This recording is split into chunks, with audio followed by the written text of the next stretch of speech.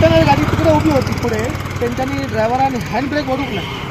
त्याच्यामुळे काय आला, पाठीमागे गाडी एक होती, फिश कंटेनर होती, त्याला मारल्यावरती ती फिश कंटेनरला लागलं म्हणून ती गाडी आणि उतारावरतून डायरेक्ट गाडी इकडे गेली त्यांच्या ऑफिसकडे.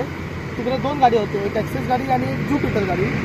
ती दोन्ही गाड्यांना त्यांनी ह्या केल्या, डॅमेज केल्या. दोन्ही गाडी डॅमेज झाल्या, ते दोन्ही पण टोटल लॉस गाडी झालेली आहे. त्याच्यामुळे काय आला, ड्रायव्हरला ह्यांच्यानी जप्त केला पोलिसांनी. ते ड्रायव्हर पण आहे, आम्हाला पण माहीत नाही, आता गाडी कोणी काढली माहीत नाही. त्याच्यामुळे ती गाडी दोन्ही ही झाली आणि हँडब्रेक ओढल्या नाही, ओढूक नाही, त्याच्यामुळे हे अपघात झाला. आजचा जो ॲक्सिडेंट झाला तो खुद्द ड्रायव्हराच्या निष्काळजीपणामुळे झालेलो होता. कारण त्याने 200 मीटर पुढे वरून गाडी लावली आणि ती गाडी ड्रायव्हर बाजूक गाडीत नाही होतो, ड्रायव्हर काहीतरी बाजूक चाललेलो आणि ती गाडी रिटर्न जी येली काय ना, रिटर्न येताना त्यांचं फिश टाईम होतो त्याला धडक दिली आणि त्याच्यानंतर गाडी अशी फिरली आणि परत गाडी ह्या गाडीवर येऊन बसली.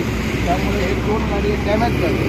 ह्या बरा होता की गोरदाळ नाही होती, पाठी आगे पिछल्यावरची गाडी नाही होती, मन गोरदाळ नाही होती, रहदारी नाही होती. त्याच्यामुळे उभ्या गाडीवरच, कारण ते पार्क केलेल्या गाडी होते, त्या गाडीकडे मनुष्य कोण नाही होते, मालक नाही होते, त्यांनी पार्क केले आणि ते नेहमी ते पार्क करतात आपल्या ऑफिसाच्या दारात. तशा पद्धतीने ते पार्क केले, पण पार्क केलेल्या गाडीवर येऊन ही गाडी मारलेली असतात. तरी ह्याच्यापुढे यांच्या लक्ष केंद्रित करतो शासनाने की हे जे काय गाडी यांचे ॲक्सिडेंट जातात ते कसे जातात ते तो शोध घेवपाची गरज होता. कारण असे जर निष्काळजीपणे त्याच्या आधी त्या आरटीओच्या आधी एक टँकर घुसतलो होतं, म्हणजे कंटेनर घुसतलो होतं, ते आरटीओ ऑफिस बार बचावला, फक्त पत्रे गेले.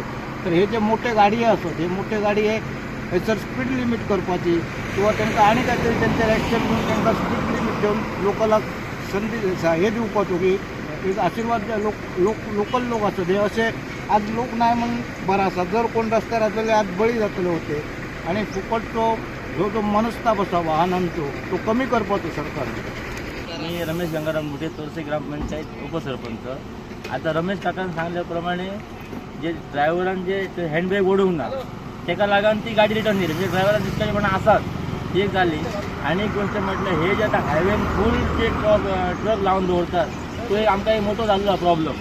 डेली सकाळच्या रात्री 10-1 जायचं पूर्वी असं सगळं ट्रक लाईन झालेले असतात की आमकां त्यांना गाडी काढतात भय दिसता त्या टायमार.